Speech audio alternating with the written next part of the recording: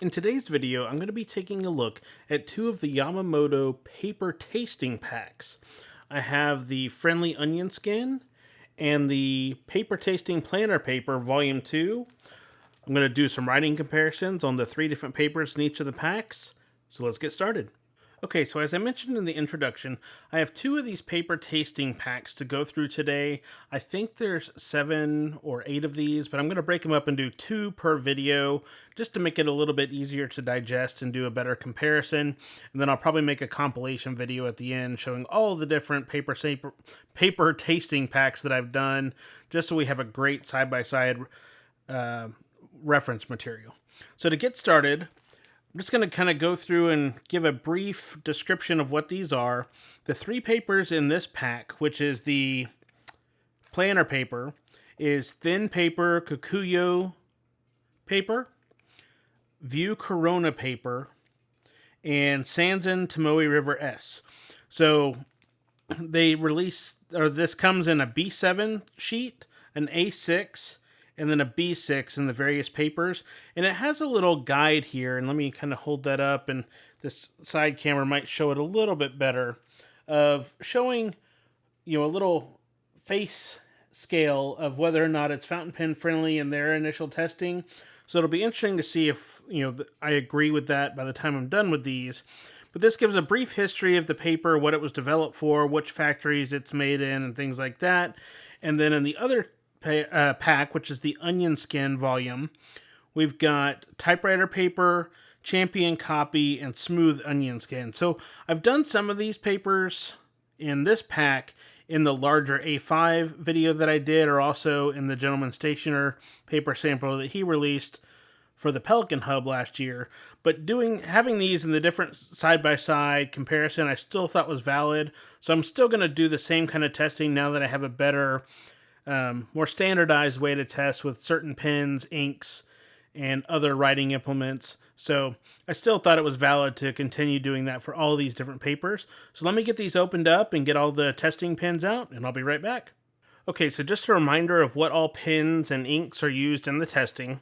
To start off, I have the TWSBI 580 in an extra fine nib with a Colorverse Pulsar Pulse ink, a TWSBI Eco with a fine nib with Robert Oster Blue River for Vanessa, the Eco in medium nib with the Roshizuku Kosumosu, the TWSBI Eco in broad nib with Pelican Edelstein Onyx, my Lamy 2000 stainless and that's an extra fine nib with the Roshizuku Shinkai, Opus 88 Omar that has the Teranishi Guitar Gentle Green, that's also an extra fine, an Asveen J16 that has the Yovo extra fine in it with the Roshizuku Sayangyo.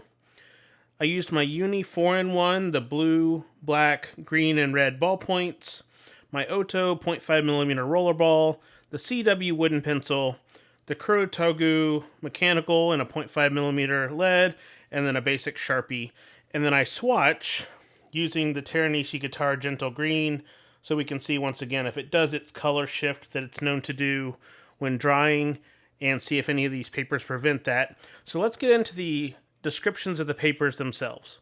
Okay, so to start, I'm going to go through the Japanese planner paper pack, and just to show this little card, it has a scale of how they determine or how they try and show what they think about the paper. So this first one, it's supposed to be okay for dip pen, and then wonderful for fountain pen, ballpoint, gel, and pencil. The A6 is kind of okay for fountain pen, okay for dip, great for ballpoint gel, and okay for pencil. And then the bottom one, it's very similar to the first, okay for dip, and then great for everything else. So at least there's a scale to judge by now. Whether or not we see that the same, we'll have to make that decision for ourselves. So starting out, this is the thin Kokuyo paper. And looking at this seemed to widen the lines on each of these nib sizes a little bit. You can see the sheen off the Pulsar Pulse and off the Teranishi Gentle Green, but it did really widen out. You can see it on the fine nib compared to some of the other papers, and on the medium, all the main, stepping up. It's a wider line than you see on some of these others, and even lines that are traditionally really thin, like the extra fine on the Teranishi here, it is a little bit wider than normal as well.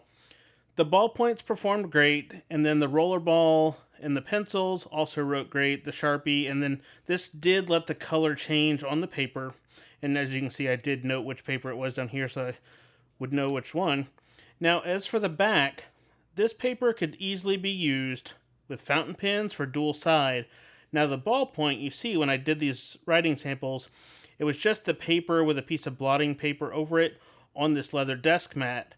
So it does have a raised indented portion. So that would be, I personally would not write on both sides of the paper if I was using ballpoints for this type of use case.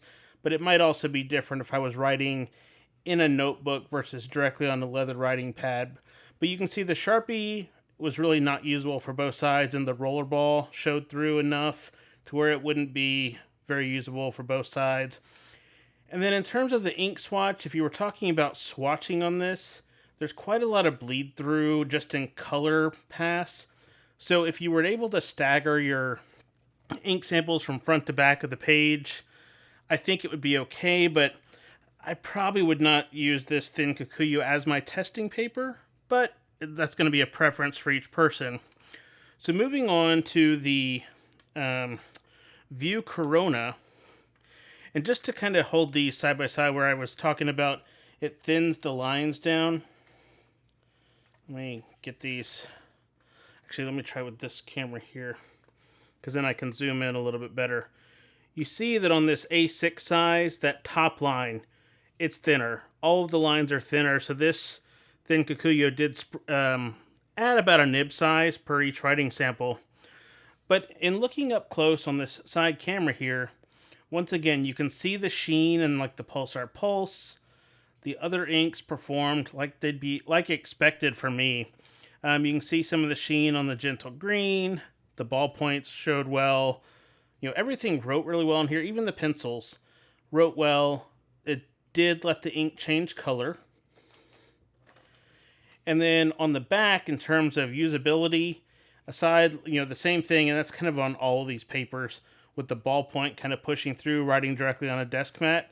Aside from if you're using Sharpie, even the rollerball is very minimal show through, so I think that would be usable for both sides of the paper. And it's a very similar situation for the swatching. It didn't bleed through, but there is the kind of underlying yellow color cast. So if you were to stagger front to back, you could use the View Corona paper for swatching if you wanted. Once again, I think there's better options for that. But if this is what you're going to be writing on, then making a small swatch book out of this paper so you can test the inks you're going to be using, definitely a great idea. So the last paper in this first pack is the Sanzen Tomoe River S, the paper that has been one of the most controversial because they're using the same name, but it's a different paper formulation. So my previous experience with the Sanzen has not been the best because that's what's in my Hobonichi weeks that pretty much became unusable for me. This was actually great to write on. Now, you can see there's a little bit of a blur because I'm having to reshoot some of this. So these pieces of paper have been sitting on my desk for a little bit, so my fingerprint got on there to blur that. But you can see the sheen really well in this Sanzen. You know, nib sizes are true to size. Ballpoint, everything, a lot of these are very similar in how these responded aside from the first one with the ink spreading. The color was able to shift. And then on the back side here, the rollerball, you can't even really see show through on there. So unless you're using Sharpies, this is definitely a dual side paper use all the way. Similar description as I said before for swatching. I personally probably wouldn't do a whole swatch book, but using a little extra piece here or there to test to be sure something wouldn't bleed through, I think it would be acceptable. But you know, this is just an odd paper because it was so controversial. I think it was on the Pen Addict podcast where Brad said if they would have named it something different and not tried to reuse the Tomoe River name, it probably would have been a complete non-issue, but here we go. So that's going to finish up the Japanese planner papers. So let me get these put away and we'll go and do the Smooth Onionskin sampler pack next. Okay, so on to the pen-friendly Onionskin, and let's start off with the little scale. Now, all of these show great writing for every category on all three papers. So let's take a look at that. The first paper is in this B7 size, and this is the typewriter paper. And this one did thicken up. Well, it's hard to tell, I don't think it thickened up the line per se, but because it's so thin, it just appears that way a little bit. I know that's not the best way to describe it, but everything behaved really well in here. It shows sheen. The ballpoint worked good. Everything worked. The ink was able to change color. Now, this is definitely a single-side use paper because of the thinness, and with these being thinner, they really show off that color effect on the back side of the ink swatch that I was talking in the previous paper sampler, that, it's not bleeding through, but it's got enough of a color cast that it's going to be noticeable. There's show through in all these, especially as you'd expect on the Sharpie and the rollerball. Even the ballpoint colors are showing through a little bit on this typewriter paper, but for single side use, it behaved really well in terms of writing, so that's nice to see on that in the B7 for the typewriter paper. Up next in the A6 is the Champion copy paper, and this is one that I already had in the larger A5 sampler pack, and it behaved the same on this smaller size, so that's good that there's consistency between samples.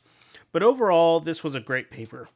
It's not as thin as the typewriter, but very well behaved. Nib sizes were true to expected size. Colors showed well on the inks. You can see the sheen on the sheening inks. The color was able to change on the swatch. Even the pencils wrote really well. This, depending on pen and ink combo, you might be able to get away with dual side writing. I think for me, this would still be a single side writing paper, more of like a getting it in loose leaf for using it in a single side journal. But overall, very nice writing experience. I really do like these thin papers. They're kind of a niche use for me, but they're great to write on, so that's always good to see. And then the final here is the actual smooth Onionskin. Now this one, I've done on a couple different videos because this is a common paper to show up in these sampler packs. And true to form, this one thinned every nib size down by 1. So even the extra fine nib looks needlepoint. You really see it like on the medium and broad nibs. Let me hold one of these others next to it for comparison. I mean, look at the difference there, how much variation there is. So, that's just something to be aware of on this Onionskin paper, that it does thin the nib size down. So if you want to write with one of your broader, juicier nibs, this might be a good paper to kind of tame that back a little bit if you're using it for letter writing or something like that. Other than that, everything else behaved wonderfully. Color change, shows sheen, shows colors.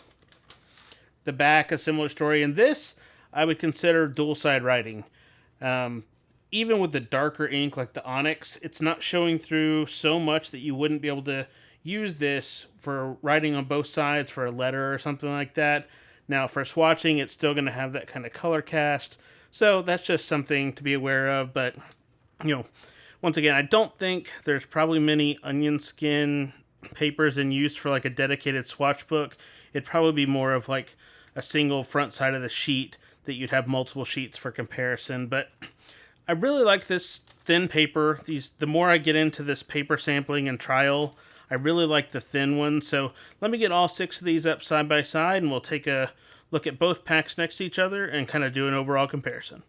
Now, before I get to the side-by-side comparison of all 6 of these papers, I wanted to ask if you can do me a favor and click on that subscribe button.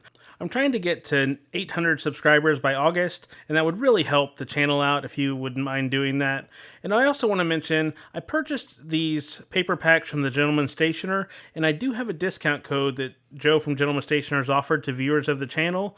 If you use the code DWRDNET when checking out, you can save 10% off most of your items. There are some exclusions, so be sure and take advantage of that generous offer from Gentleman Stationer. So now let's get on to the side-by-side comparison. Okay, so here's both paper packs side by side.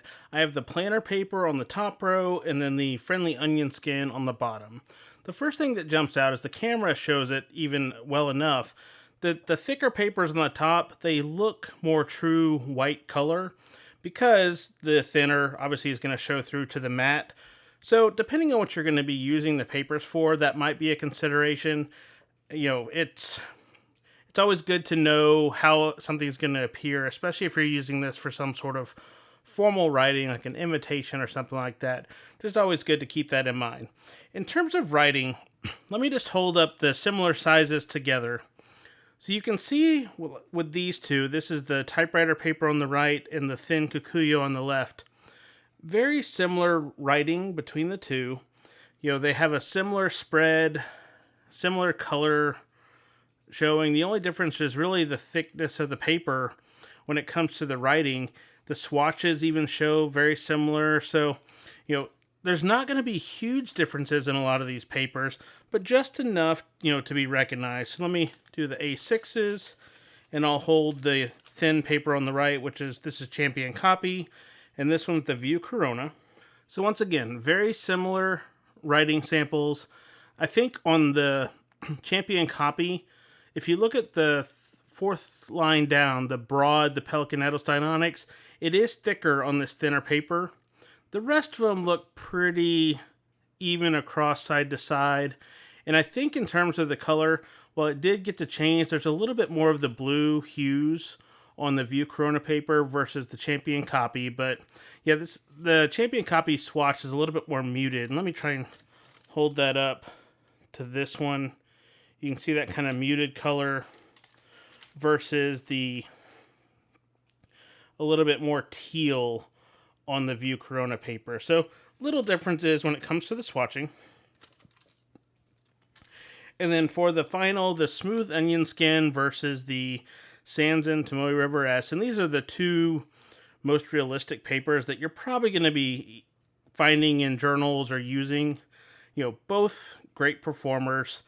This one definitely, if you look at the swatch, the Sanzen is definitely more teal showing of the swatch, and the Onionskin is more on the green side.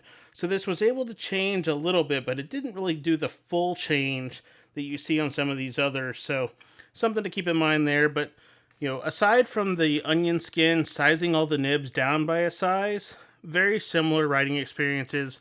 Both of these would be great for dual side writing, unless you're using Sharpies or something like that. But overall, great paper. So all in all, these two sampler packs were probably the most standard of the samplers. Some of the other ones I have are like the gray paper edition and things like that. So the next video on paper samplers, which will be in a week or two, it's going to be a little bit different because it's going to start getting into the more obscure papers. But overall, this was a great experiment of trying these two paper packs together. If you have comments or other things you want to see on these paper testing, let me know. Leave a comment, give some feedback, because I want to make these as good as I can. I've already been able to incorporate the feedback of making sure I have dedicated nib sizes of a larger variety than just extra fine and things like that. So I really do appreciate that feedback when you're able to leave it. Okay, so that's going to wrap up this side-by-side comparison of the friendly Onionskin paper and the planner paper packets from the Yamamoto Paper Tasting Packs. If you're new to the channel, go ahead and click on that subscribe button for me and leave a like. It really will help me out, and I'll catch you on the next video.